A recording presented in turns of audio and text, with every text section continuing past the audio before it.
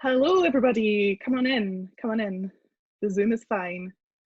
It's really lovely to see you all here. I'm going to do some awkward ad-libbing while everyone settles in.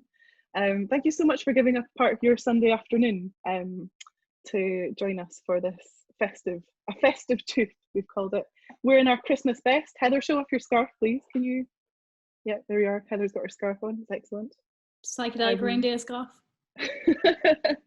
We've got Christmas trees and fairy lights aplenty. I've even got the Netflix fireplace on at this direction, which is super exciting for everyone. So really lovely to see lots of readers that we know and people that I think both of our mums here are here, Heather. So hi mums. Hi Kay. And we've got our lovely issue 2 illustrator here as well. And I even see a few names from our newly announced lineup for issue 3. Hopefully you all saw that announcement on Friday. Thank you so much for the warm reception to that. We're so excited. But today we're here to talk about issue 2 of Extra Teeth, which, as many of you will know, we had to delay due to COVID. It was supposed to be out in May. Is that right, Heather? May? Yes. Yes, it was. It seems such a blur. But we delayed it till the end of August. So it's all been a little bit of a blur this year, as I'm sure all of your readers have been as well. But we're so delighted to have it. It's been doing really, really well. I think we shipped out about 500 copies of the magazine in the first 2 weeks, which is kind of bananas for a teeny tiny press, which is just the 2 of us. So it's been really overwhelming. But I think because of the madness of it all, we didn't quite get round to having a virtual launch because we were so sad we couldn't have a physical in-person party like we did for issue 1, which I'm sure I see some of you were, some of your names here, you were definitely in attendance at that, at Custom Lane and Leith. But we thought we can't end that year without really celebrating what has been such an amazing project to work on. I'm so delighted to see that David Lemm, the issue 2 illustrator, is here with us in the Zoom chat. And we've got a very special treat. David's shown us in his studio some of the extra sketches. We've got that coming up a little bit later in the event. And we're also really, really lucky to have 3 of the contributors here with us who are going to be doing live readings. They're going to read their 3 pieces in their entirety.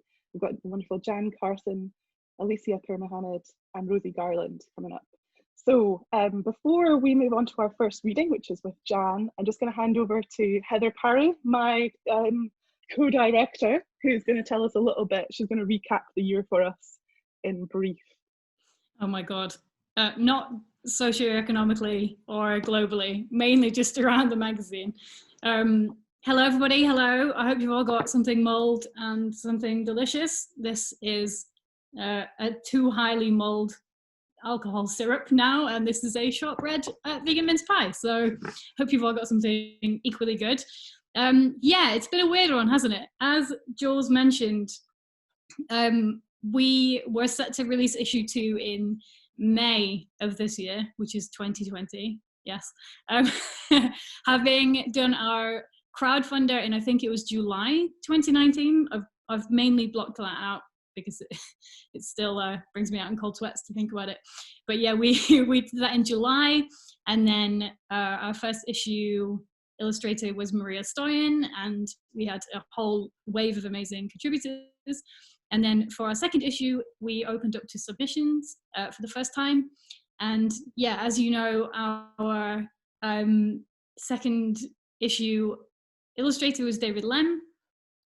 And yeah, we were kind of hoping that we would be able to bring it out in May, but then, you know, as everything sort of happened in March, we didn't want to endanger anyone by sending them to work when that wasn't kind of okay. And we realized that our printers were, you know, dealing with that kind of stuff as well. So we thought, push it back, give everyone more time. And David took that time and made something truly incredible out of it. And I can't wait for you to all see David speaking about it later. I hope David's blushing while I'm saying this. But what else did we do? Oh yeah, we also took that time to apply for Creative Scotland funding. So we initially raised £10,000 with our crowdfunder to fund issues 1 and 2. And for Creative Scotland, we took to them and we said, we want to expand this. We want to create a base from which we can continue to do the magazine. And thankfully, on the second go, they said, here's some money. So that was nice. So now we have that money. And we've been able to, we're planning on expanding the print run for issues 3 and 4. We're able to put a little bit more time and effort into promotion and things like this. Yeah, cat food, you've got to keep the cats and cat food. Now we've got 5 cats and 2 dogs between the core team of 3 of us. 4 of whom may show up at any point during the Zoom, who knows. Yeah, and then so we were able to bring it out in May. And then, sorry, in August. Was it August, Jules? Oh my God. So issue 2 came out in August. And as Jules said, it was just incredible the amount of support we've got. I mean, the names that we've got on this issue are just incredible, and you know, just 3 of them here today. And that, what a lineup that 3 is. I mean, imagine if we had all 12 here, it'd be too much for one event. So then we opened to submissions again in October, and we had, I think it was 450 submissions. Sorry, that was September, and then October we had to read them all. So it's been a busy one. And as I'm sure you all might have seen on Friday, we announced our issue 3 contributors and our illustrator, who is Ryoko Tamura, who we're super excited about. And yeah, I think that's our year. Is that our year, Jules? Yay! So I think without further ado, we should get on to some reading, because you don't want to hear me fail to forget my basic memories of the last 12 months again. I was so happy when we got our first reader involved. I'm such a big fan of Jan Carson. She is just a wonderful person as well as being a wonderful writer. I knew her first from, I think, The Firestarters, which was her book that came out in 2019, I think, Jan, is that right? And it won the EU Prize for Literature for Ireland for 2019. So, you know, not a big deal, a huge deal. And she's also got some brilliant postcard storybooks out, and a short story collection, Children's Children. Actually, that's the first book I read of yours, Jan. And she's got actually a new postcard stories collection out with the Emma Press. Is that out now? It is. So you can buy that immediately. And I know she's actually been working on another novel, so I'm sure she can tell us about that after her reading. But we're going to have Jan Carson reading from Table Manners right now. Hi folks, can everybody hear okay? Yeah, super. Thank you so much for that lovely introduction. It was really making me blush here. It's so lovely to be with you this evening from Belfast, and also just a real honour and a privilege to be included in such a fantastic magazine with such a wonderful lineup. So thank you for having me, folks. I'm going to read the entirety of this short story, so I hope my voice is going to last. I'm by myself in the house, so I mostly talk to myself these days. So hopefully we'll get to the end without losing the old voice. This is Table Manners. She'll try to tell you it was an accident, that she didn't mean to upset everyone at the barbecue, but this isn't true. Lorraine is perfectly capable of keeping her impulses under control. She manages every time we eat at home. I've taught her the importance of using a knife and fork correctly. She's careful not to make a grab for the bread rolls. She keeps her fingers out of the jam jar. My wife has almost perfect table manners. If she happens to lift a hard-boiled egg in her bare hand, holding it aloft above the dinner table, it isn't a lapse in judgment. It's a calculated act, designed to amuse the children. I let her get away with this sort of thing every so often, on holidays and at weekends, when there's time to deal with the resulting mess. It's one thing admitting you have a problem. It's another thing refusing to deal with it. Let me put this in context. I have asthma. It gets worse in cold weather. I wouldn't think of leaving the house without my inhaler. I take 3 preventative puffs first thing in the morning, another 3 before I go to bed. Lorraine has some kind of voodoo in her fingers. Who knows how she got it? I've googled her symptoms and can't find anything. I put it down to nervous hysteria, an excess or deficit of hormones. It's not a common ailment, I'll give her that. But it's easy enough dealt with. She doesn't even require medication. I pointed this out to her many times. You're lucky, I say. You don't need any kind of treatment. You just have to be disciplined. You should be grateful you don't have something like diabetes. If she uses her cutlery properly and wears gloves and is careful not to spill or dribble, my wife is very capable of leading a normal life. But has she listened to me? Has she, hell? When Lorraine's problem first started suddenly with no prior warning on the morning of her 33rd, I could see no real harm in it. I'll be honest with you, I was just as enamoured as the kids. I'd make her go round the kitchen grabbing various edible items, bacon, biscuits, blocks of cheese, just to see what she conjured up. Sometimes the results were dramatic. You can imagine the fun she had with dairy products. Other foods, vegetables for example, hardly changed at all. It was an expensive experiment, not to mention inconvenient. After Lorraine had been at the food, it was almost inedible. Still, it was several months before the novelty wore off. I lost my patience with Lorraine's wee issue on the evening of Gabrielle's 7th birthday. We always take the children out to eat on birthdays, allowing them to pick the restaurant.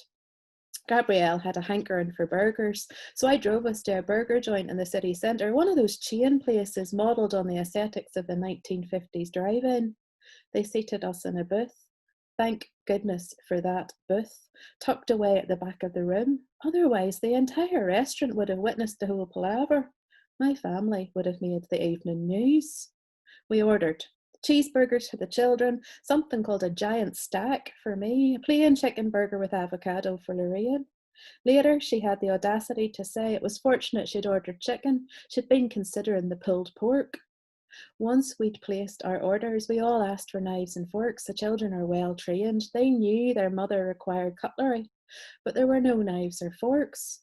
Not even in the kitchen? I asked, semi-desperate, already anticipating what would happen next. Our server said there were only large knives in the kitchen, the sort of industrial-sized blades used for chopping, and no forks at all. I wasn't to worry about table manners, the server said. This was a relaxed kind of place. Look around. Everyone's eating with their fingers here. Everyone in the restaurant was, indeed, eating with their fingers. I was jealous of these families. Look at them, I thought, lifting their cheeseburgers and dunking their fries and ketchup as if eating like animals was the most natural thing in the world. I glanced at my wife's hands. They looked perfectly normal, resting on the table's edge, pale and delicate. You couldn't tell the ludicrous things they were capable of. For God's sake, Lorraine, put on your gloves, I said. Kept my voice down. I didn't want the children to hear and panic. Lorraine began rooting through her handbag, looking for the surgical gloves she always carries. I kept smiling, trying to retain my composure as she emptied her bag out onto the seat. The children were colouring in. They hadn't noticed anything amiss. After some minutes of furious fumbling, she turned to me and whispered, "I'm sorry, Peter. I've forgotten my gloves." There was a slight edge to her voice. It might have been anxiety. It could just as easily have been excitement. With Lorraine, it's sometimes hard to tell the difference. I knew then how the evening would end. I had a vision of overturned tables, children screaming, ketchup running down the walls. I should have made an excuse, maybe faked one of my infamous migraines and shepherded my family out of the restaurant before things got out of control. But some small part of me still hoped we might be normal, like the other families seated around us, enjoying civilised conversation with their evening meal. We'd managed to dine out before, without incident, though on each of these occasions Lorraine had been wearing her gloves. "I'll not eat," Lorraine said, leaning across Hugo's head to whisper directly in my ear. "I'll tell the kids I have an upset tummy." "Don't be daft," I said, my voice low. "Eat. Just be careful. Use a napkin." I plucked a wad of paper napkins from the dispenser and passed them to her. Gabrielle looked up from her colouring. "Is Mum going to eat with her fingers too?" "Yes," said Lorraine, "but I'll be really careful. Look, I've got all these napkins. Nothing's going to happen." The children exchanged loaded glances. Hugo smiled a wicked smile. They were 7, 9, and going on 5, old enough to recognise a lie, but not old enough to be embarrassed by their mother's problems. They thought it something worth celebrating. They couldn't understand why she shouldn't be let loose in Tesco's to go up and down the aisles, touching the produce, doing her magic, as Hugo called it. They thought other people would think it really cool too. Perhaps they would have. In my experience, the general public have very little common sense. Later, when Miles hit big school, mortification would creep in.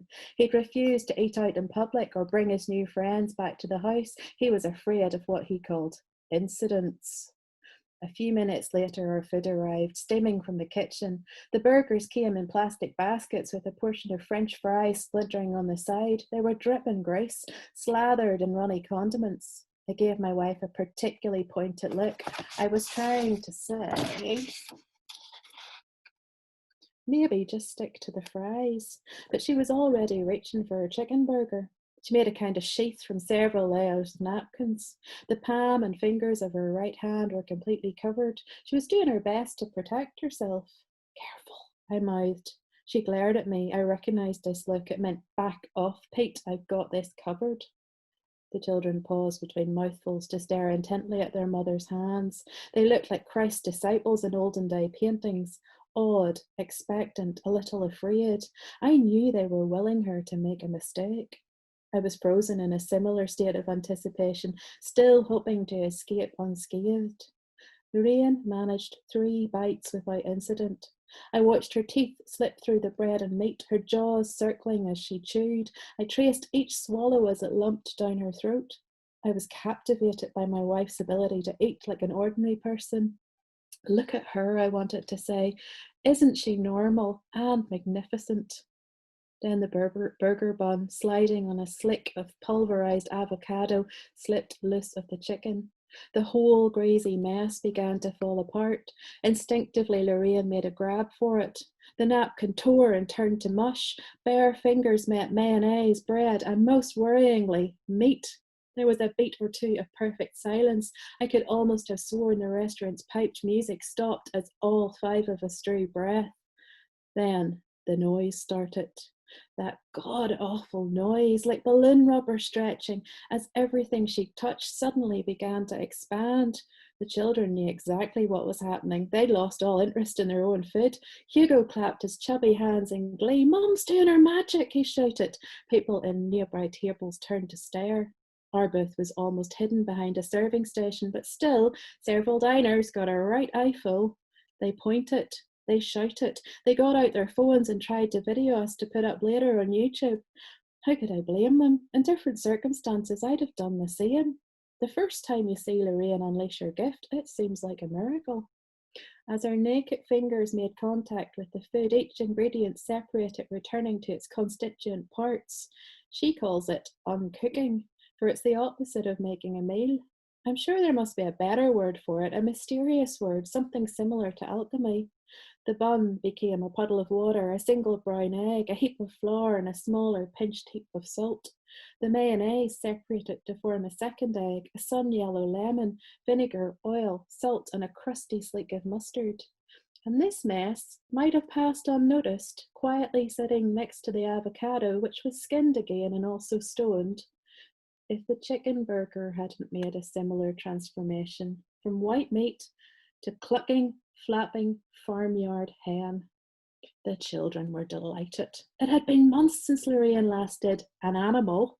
She was particularly careful when it came to meat. There were practicalities with hens and cows. If we'd had a farm, storage wouldn't have been a problem, but we lived in a semi on the edge of town. There was only so much livestock you could keep in the yard. The children knew the drill. This wasn't the first time we'd had to evacuate, though granted there'd never been an animal involved before. Hugo and Gabrielle took a wad of napkins and began mopping up the mess on the table. Miles stuffed the chicken up his jumper, whispering, "It can go in the garage with the rest." I slapped 4 20-pound notes down on the table. I rushed us out and into the car. People stared. Some took photos. One kid shouted, "Hey, mister, where are you taking that chicken?" I tried not to think about what they might be posting on social media. It was like my family were already a meme.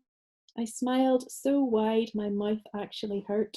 We were way past appearing anyway normal, but maybe we could still look like we were having fun. It's been 8 years now, and Lorraine doesn't seem to have learnt anything. Every week there's another slip up. I come home to find the moussaka is now in bits, or the smoked salmon's no longer smoked but flapping around the kitchen sink instead. She says I patronise her. She says I treat her like a child, that the uncooking is to feel like magic, but I've turned it into a kind of disease. I don't believe Lorraine isn't capable of controlling her impulses. She's a grown woman, driven and confident. Before the children, she was high up in the civil service. She had 25 people under her. No, don't let her fool you into thinking she's just slipped up when she lets her finger trail into the soup bowl or lifts a slice of chocolate cake. Each of these gestures is a calculated act of rebellion.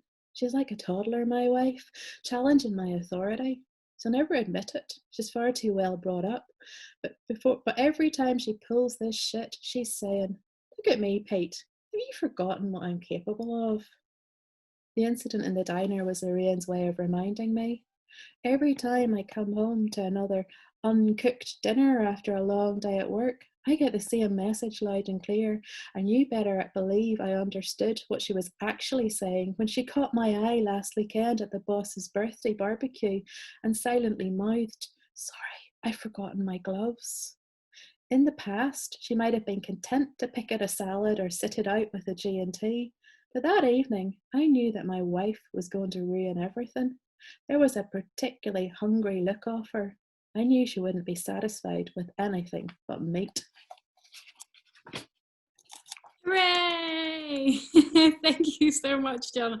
I love that story so much. It really doesn't bear thinking what Lorraine might do to a haggis, or for that matter, a mince pie. That's exactly the kind of story I always expect from you, Jan. Something that marries the kind of domestic or the kind of the very real with the surreal. And I'm sure anyone who's read The Firestarters will see where you did that to, particularly amazing effect. But you mentioned that you can't actually write magical realism right now. Yeah, I'm working on a very realist book at the minute, and it's coming out all first person. I think that might be because I'm spending too much time by myself in my own head, and also because life is so strange at the minute. It doesn't really feel like you need magic realism. You just write what's happening around you. I've got 2 books coming out next year which are both magic realists. So you've got a couple more magic realist goes at me before I lose all my magic and become incredibly domestic after that. Can you tell us what those books are?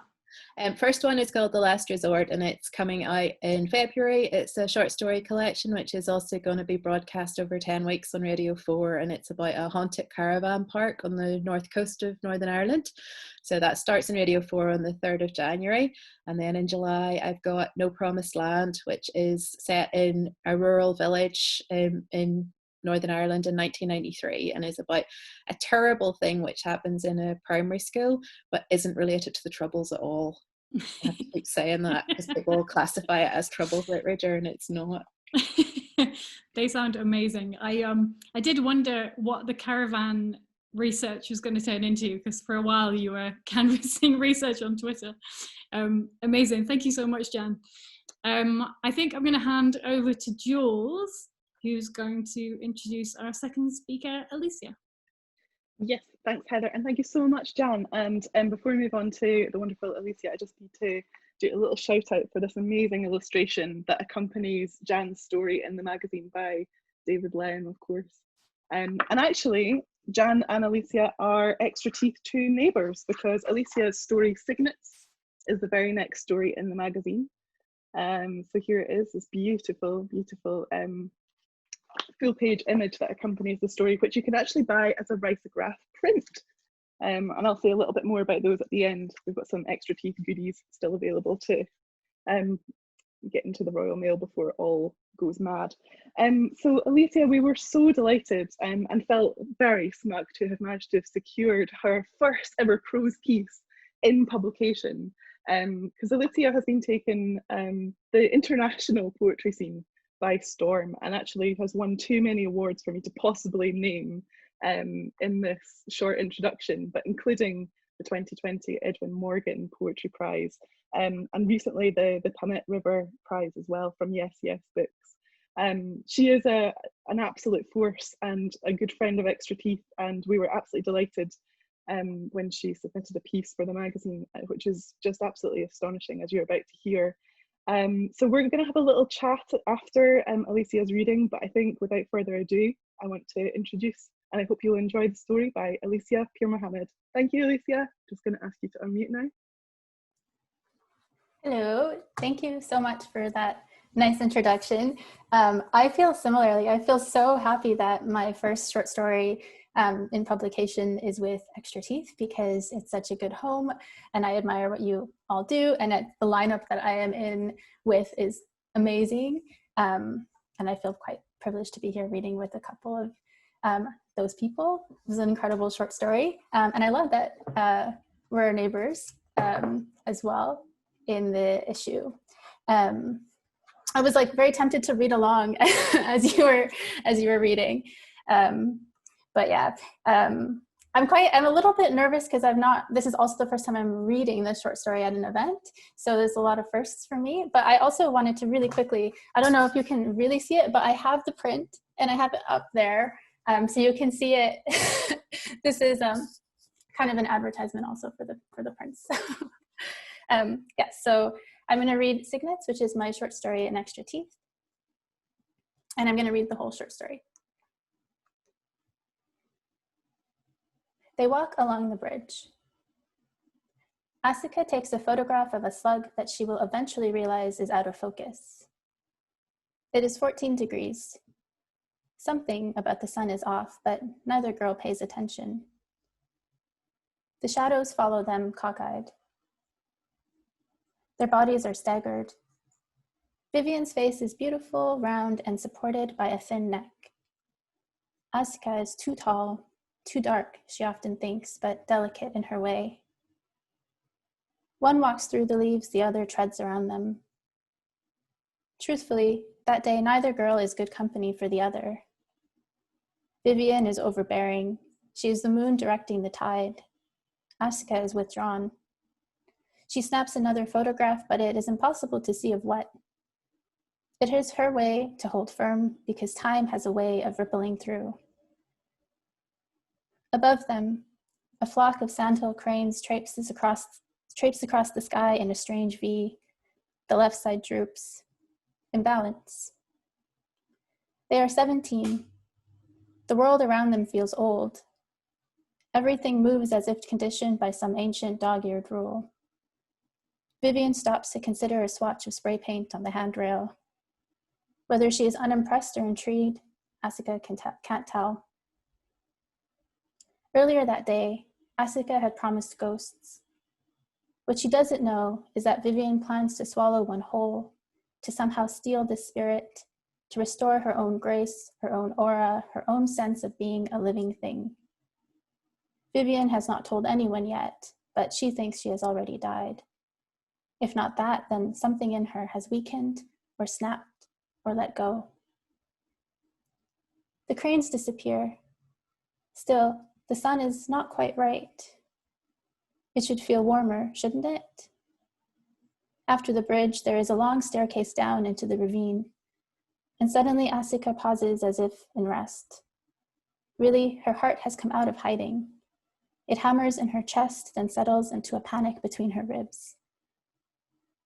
The last time Alycia visited her grandmother's ashes, the willowy old ghost would not leave her alone. It was last year, almost spring. Alycia had been gathering primroses to drop into the river when she saw it. Her grandmother had stood erect in the field, like the flowers before they were plucked. She did not seem to notice Alycia, but looked thoughtfully and held a basket of okra in her arms. Then there remained an eerie stillness. Alycia saw her grandmother's figure like that, unmoving, for days afterward, at the kitchen window or next to a pot of water boiling. Now the young girl leans her neck forward.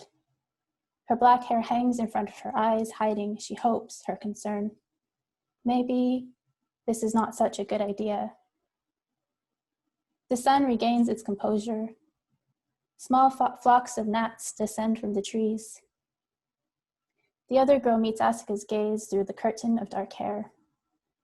Vivian's look is indescribable, not quite upset, not desperate. Alycia wonders when her companion became so stoic. Then Vivian says in her usual confident way, "Let me go alone." Alycia knows that drawing out the spirit will be harder this time. Her grandmother will not come to just anyone's call. Last spring, her family had not yet cleansed the house, and by extension, her grandmother's soul had not departed. At their doorstep waited her fragile slippers. Bulbous capsules of echinacea and ginseng cluttered the medicine cabinet, and even a paisley shawl still hung on the back of her father's armchair. Her grandmother's absence had materialized in these things. Alycia thinks, perhaps naively, that her grandmother will only come to her. She is, after all, the city of sugar, named after sugarcane stalks, and her grandmother had an affinity for sweet things. Vivian smiles acutely. Undoubtedly, she can see the emotions flicker on Alycia's face. "You think I'm afraid?" Once, Vivian had caught Alycia forcibly shutting daisy yellow drapes against a strong wind. The kitchen had rattled. A jar of cloves had knocked over. They were in middle school then, both with the same short haircut. It was the first time Alycia felt unified with another plane. "Don't be sensitive, we came all the way here," Vivian says as her mouth drops.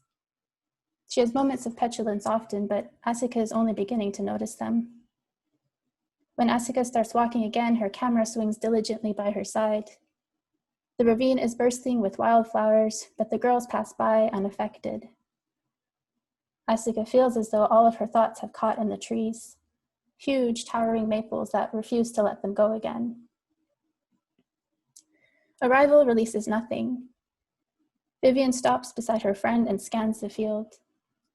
Some branches droop into the river, their leaves bobbing with the current.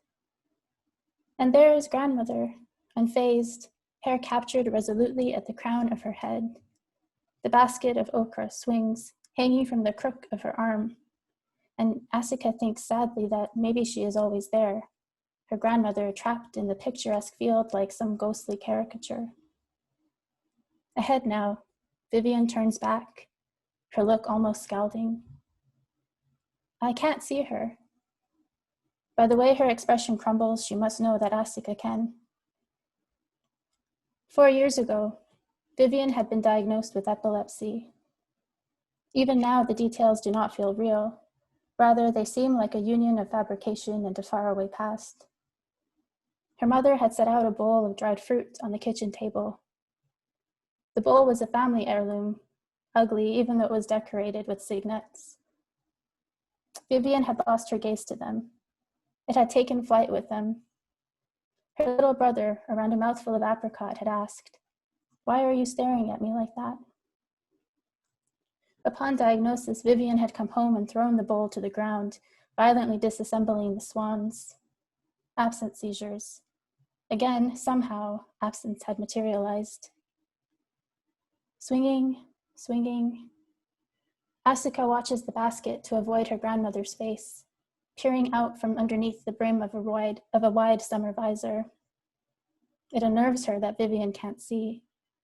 She perceives Vivian as strong, adventurous, and unruly. This ghost is all Alycia has to offer. Alycia pulls a long eggplant purple scarf from her satchel, the same one her grandmother wore to the temple the morning of her death. "You can try this." The hesitance in her voice is clear. Vivian wears it like a shawl, and together they follow the figure toward the river. Its waters shine darkly under their shadows. This is the twinning of two realities. Vivian, who follows, her gaze still missing its object, and Alycia, who leads them to the water. Her grandmother is thigh deep in the river, looking for the primroses surely. You can see her now, can't you? Under the smugness is relief.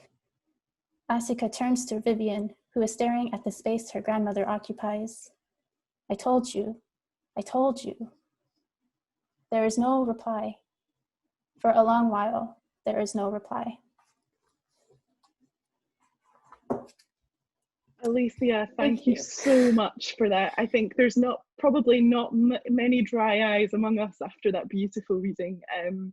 And the fact that that's your first reading of your prose writing is quite extraordinary. I think we're really lucky to have been able to hear that today. So thank you so much. It's absolutely gorgeous. And I love the little the specificities that remind us all of our grandmothers. I think I was definitely thinking of my maternal grandmother an awful lot during that reading. And as someone who's been lucky enough to hear you reading your poetry as well as your short stories now, I'm like sort of struck by there's kind of little rhythms that come up in poetry reading. So I'm just wondering, can you tell us a little bit about how it feels both performing and writing poetry and prose? And that's something that maybe Rosie can speak to a little bit later on as well. Could you talk a bit about that for us, please?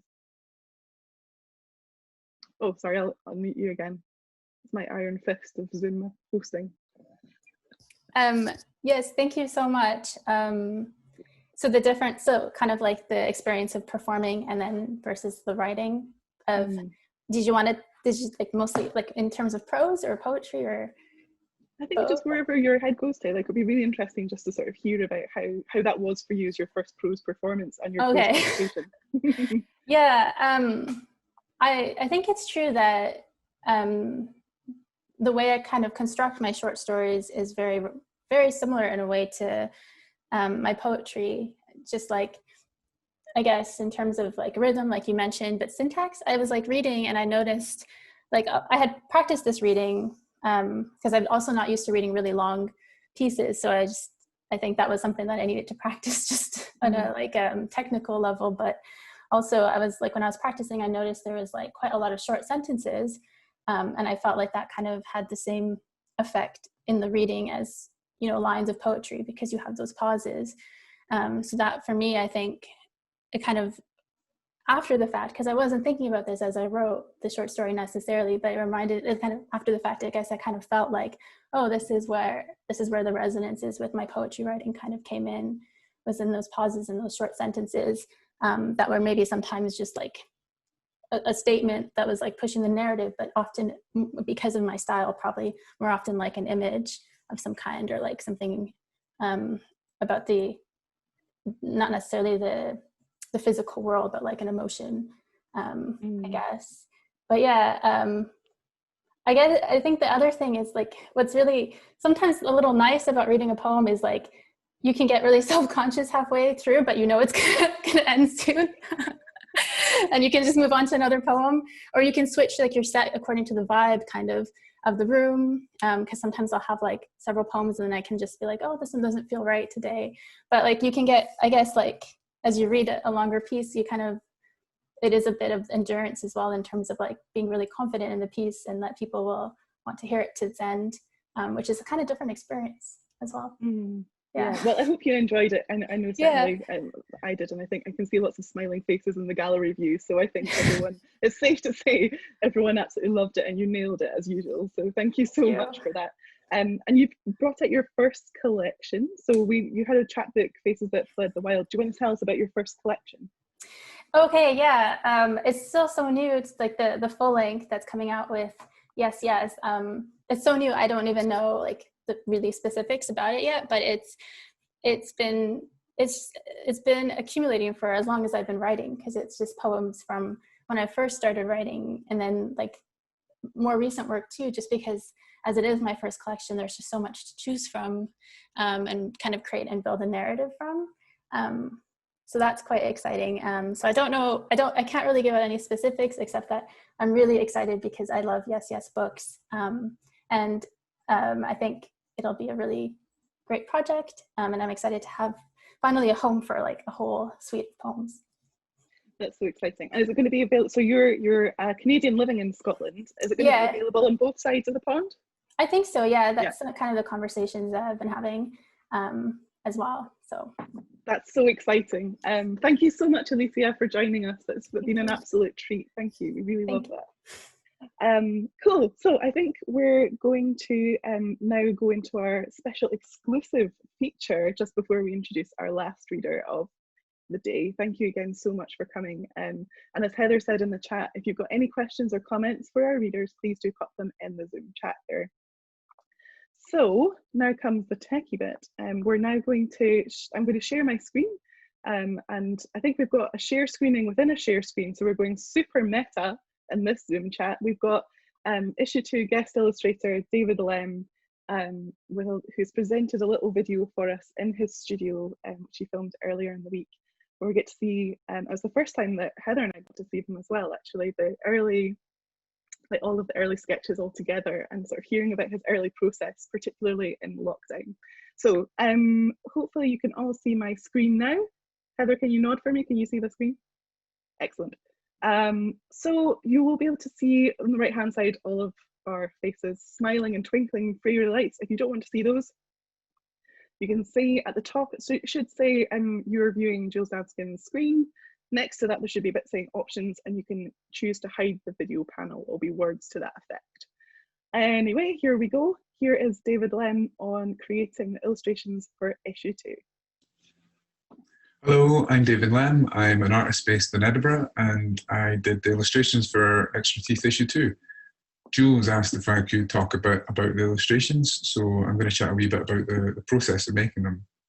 It all started with an email from Esther way back in January, about 1,000 years ago, asking if I'd be interested in contributing, which I said yes to, and then met the team, and then spent February living with these incredible stories and starting to think about how they could be illustrated.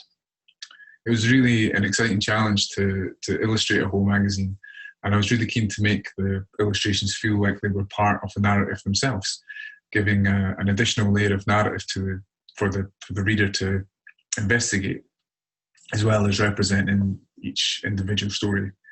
So I started working on concepts in the studio where I am now. And I'll just share my screen, show you the first sketches. So the first step was printing out the stories and annotating them, printing out, picking out moments of interest and making sense of what I felt was important or interesting in each story, noting any visual motifs that jumped out. Like this from Baby Stories was one of the first things that kind of caught my attention and sort of set the ball in motion in this. Set the ball in motion for this kind of abstract language, I guess. I covered the walls of these pages and sketches, and I was trying to find connections between each story, considering the colours and each that were mentioned in each, and that might inform the colour palette. And of course, working with the colour palette, I was considering the Pantone tabs that Esther had given me. It was really great to work with a limited palette in this way and embrace that printing process. So we were to use 3 of these colours. And then as I was getting into this, the whole process had to stop as I moved back to the house when lockdown started. This sort of changed the dynamic of the stories a wee bit, I think, and they made for quite strange companions in my lockdown experience, and it became a bit of an obsession working on them. I remember having weird dreams where Flea Trap and Wonderful Monsters were sort of combining into one story, and I was in the middle, sort of living in that space. So yeah, it was a very strange time. But from these sketches, I developed a lot of variations and roughs, trying to develop ideas and find a suitable language, playing with different approaches. I was looking at collage for a bit. I scanned my girlfriend Alex's hair to represent the story hair as a possibility anyway. It was maybe a little bit difficult to find focus in the circumstances, but I was finding repeat motifs and ideas between each text, finding common threads throughout the different stories. So I wanted to ensure there was a consistency across all the images. So these are some of the finals before they went to print. I'd settled on this symbolic visual language, which I felt was able to be, which I felt represented each story and could be manipulated, but still have a consistency that felt like everything was tied together. I was particularly focused on the idea that each story, for me, deals with a transition from one state to another. So I've tried to reference this in each illustration. And in general, I like to create work that allows a certain openness and encourages the viewer to use their imagination. So I prefer to ask people to interpret the information being presented to them rather than given literal or closed representations. There's some pictures of the illustrations in print in all their fluid glory, and with Esther's really thoughtful layout design. It's really such a beautiful object. Hopefully you've all had it in your hands now. But yeah, that's just a quick overview. So I'll just end there and just say a massive thanks to Jules and Heather and Esther for persevering and making this happen in such a tricky time. I'm so pleased I was able to be involved and that you asked and that we were able to get this out there. So hopefully it brought a wee bundle of joyful floral weirdness into some dark times. And I can't wait to see what happens with issue 3. So yeah, thanks again, and I hope you all enjoy the festivities out there. Cheers. Thank you so much, David, for sending that in. We absolutely love that. It's great to see the prints in studio, and as I've mentioned a couple of times, they're for sale on the website. So do go and treat your favourite book and art nerd to your favourite print from Extra Teeth issue 2. But it's been such a delight for both Heather and I, and of course our designer Esther, who sadly can't be with us today because her daughter Olive has her birthday today. So they're having the festivities of their own. And we of course want to dedicate this event to Olive's birthday. Happy birthday, Olive. I'm sure you'll see this at some point. Okay, so we have one last reading to come. So I'm going to hand you back over to the wonderful Heather Parry, who is going to introduce Rosie. Before I do introduce Rosie, though, I just want to say thank you, David, for that as well. You really looked like a Wes Anderson character. I think it was the hat mainly, but also you being adorable. And like, this magazine really is like a labor of love for Jules and I, and it really did keep us going through this incredibly difficult and weird year. And there are always specific points of like real happiness with it. Like, it's always a joyful process, but there are points at which you really see the community come together around each issue. One you could see on Friday when we announced issue 3 contributors, and everyone just was like, oh my God, I can't believe I get to be in a magazine with you, and I love your work. But the other moment is when we show the contributors the artwork for the first time, and we send it all out, and then we just get the most amazing emails back being like, I can't believe what an amazing job David has done. Like, I truly can't believe it. I think Alycia was immediately like, how can I buy this? I need to have a print of this. So yeah, thank you so much, David, for that. As Jules mentioned, we've got one last reading, and we couldn't really end on anyone else other than the incomparable Rosie Garland. Rosie does everything, so it's kind of impossible to give her a bio that really does her any justice, but I will say that she is a poet, a novelist, and a singer with her post-punk band, the March Violets. She has authored 3 novels so far, The Palace of Curiosities, Vixen, and The Night Brother, and last year, Scotland's own queer queen, Val McDermid, named her one of the UK's top LGBT writers. And she's a fellow Northerner, which always makes me a little bit happy. So Rosie, I'm going to attempt, I've realized I've never actually said the name of your piece out loud, so I'm going to attempt it, and if I screw it up, I'm sure you can correct me. Rosie's going to read her truly incredible piece. Perihelion is the closest the comet gets to the fire before managing to escape. I'm sorry for ruining that. You didn't ruin it at all. That's brilliant. Yeah, I do like a long title, don't I? You know, there's nothing like a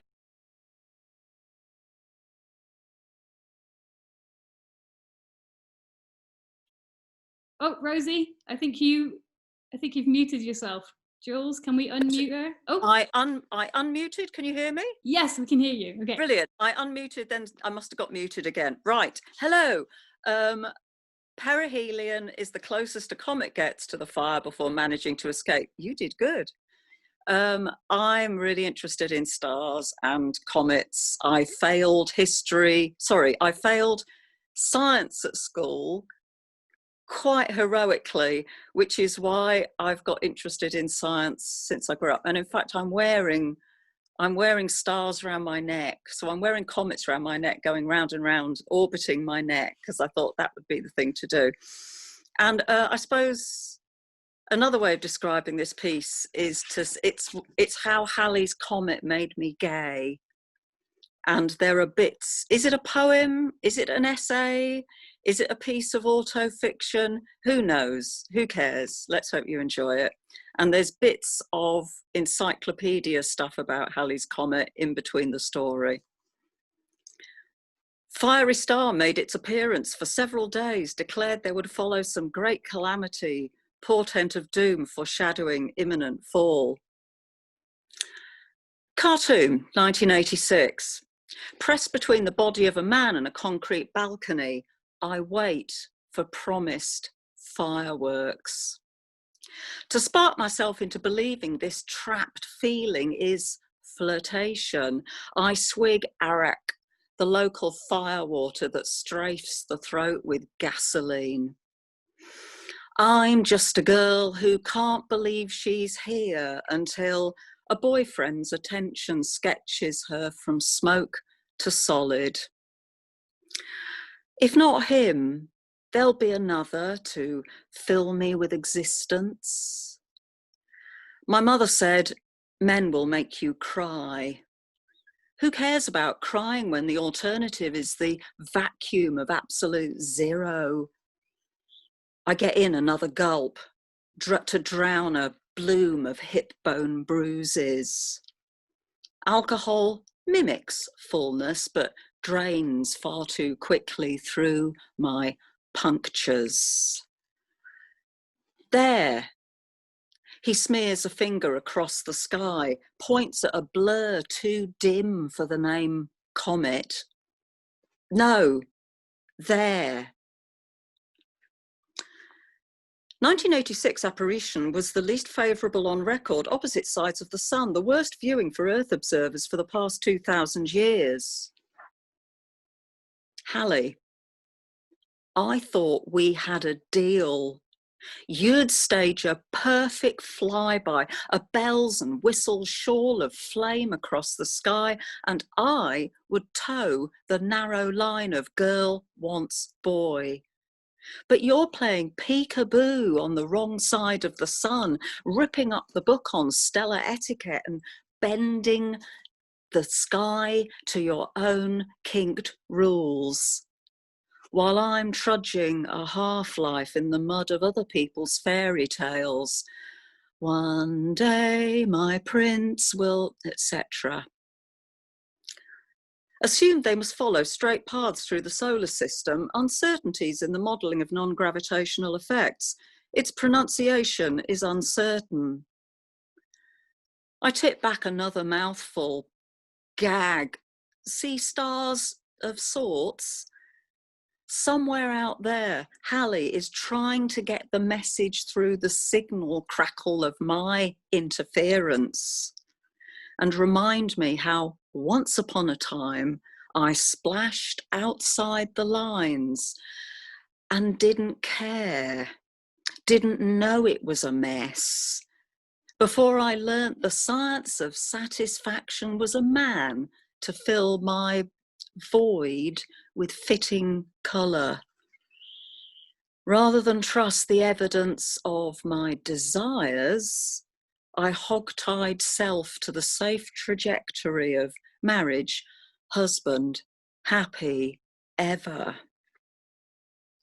Afraid of travelling away from a known universe, afraid of what life might be like on other planets.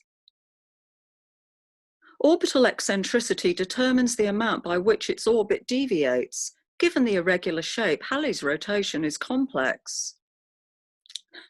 Truth is, it's all imaginary lines drawn in the sky, an optical illusion that comets describe perfect, precise ellipses.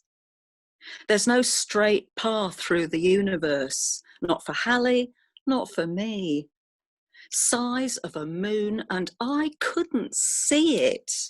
Kissing men to inoculate against the gravity pulling in the opposite direction, running halfway round the globe to achieve the impossible, escape velocity from my queer core. Unusual for an object, Halley orbits the sun in the opposite direction to the planets. As if Halley could be pinned to a page or abide by our little laws. Round he goes, late for his own perihelion. He skirts the thin breath of Mercury, dodges asteroids.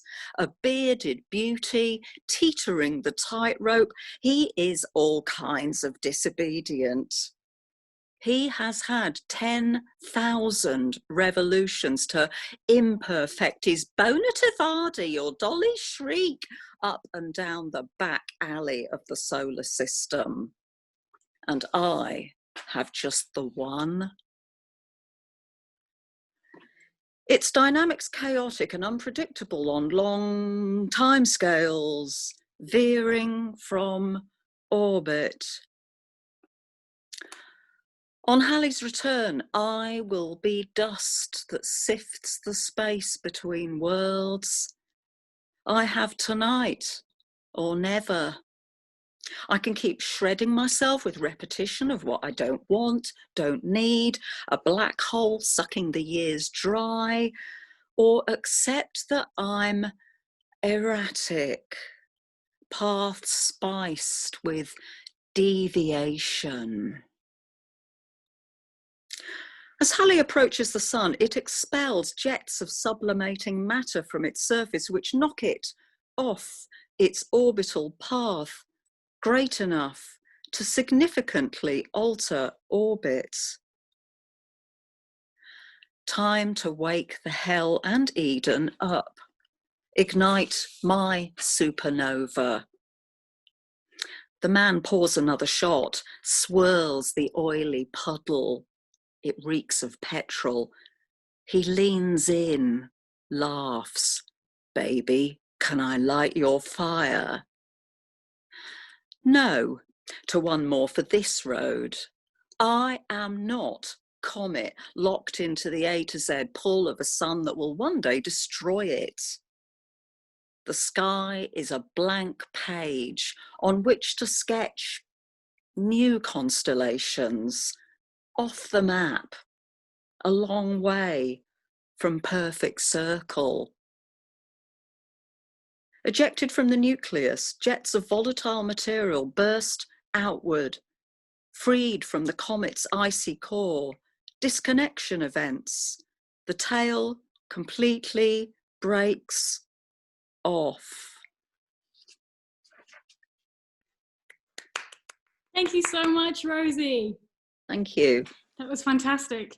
And also, like Alycia, that's the first time I've ever read that piece to a bunch no of way. people. Yeah, so No way. thank you.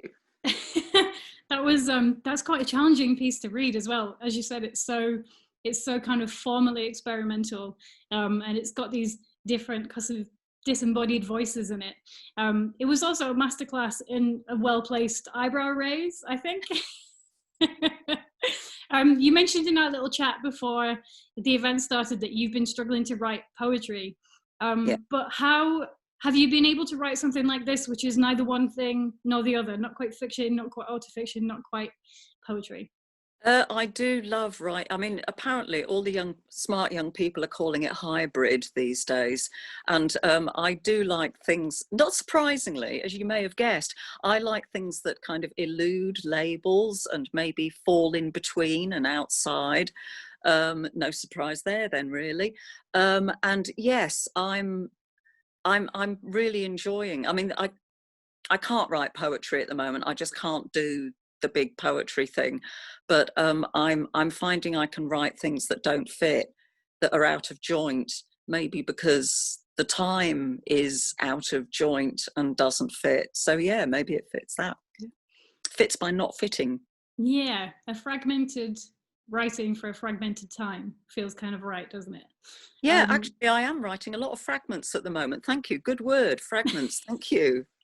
Well, we've got Perihelion, we've got fragments, and we've got hybrid, so that's a pretty good roundup for the event, I think.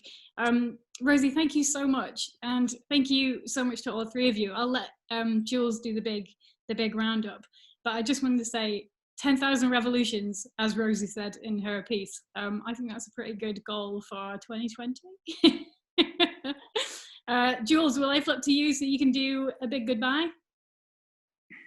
A big goodbye from both of us, I think, my dear. But I will do the the Christmas bit, because we have, I think, 3 or 4 days. Our last day for taking new orders before Christmas is the 16th of December, and you might have seen that we're doing a special gift wrapping service. It's free, and we can ship it directly to your loved one. So this is issue 1 and 2 bundle, and it comes in this nice little pink tissue paper with an Extra Teeth sticker. And we're also doing our prints. There are 6 to choose from. This one is from the short story Lure, and I can see the lovely Catalina Watts, the author of that piece. So there are 6 different David Lemm limited edition risograph prints which have been printed out of the blueprint in Leith, Edinburgh.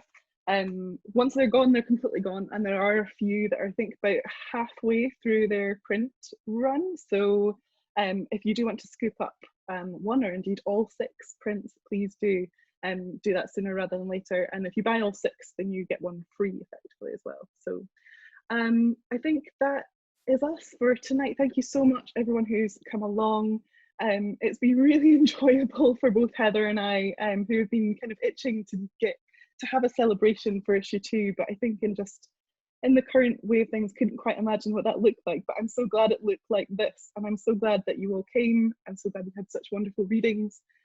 David Lemm, thank you so much for that beautiful video prepared for us, and hello to you and Alex in your living room. I can see you. They're like literally 2 streets along from me, so I could even like wave out the window. This has been just the most joyful event. I've run quite a few Zoom events, and this has just been an absolute treat. Extra Teeth is, as Heather said, a real labour of love. We're so grateful to Creative Scotland to have that funding. It's a big game changer for us in going forward, and we'll be back very soon with issue 3 at the end of February. So you can get your pre-orders in now. Hopefully some of you are subscribers. And I think I'm very at the bottom of my now cold mulled wine, but I think it's all that's left to do is to say a big cheers. Thank you so much for coming along. Thank you guys. Okay, we're going to end the chat there, but please do keep in touch on social media and feel free to email us at hello@extrateeth.co.uk. We really hope you enjoyed this event. Thank you so much. Bye. Emphatic waving time.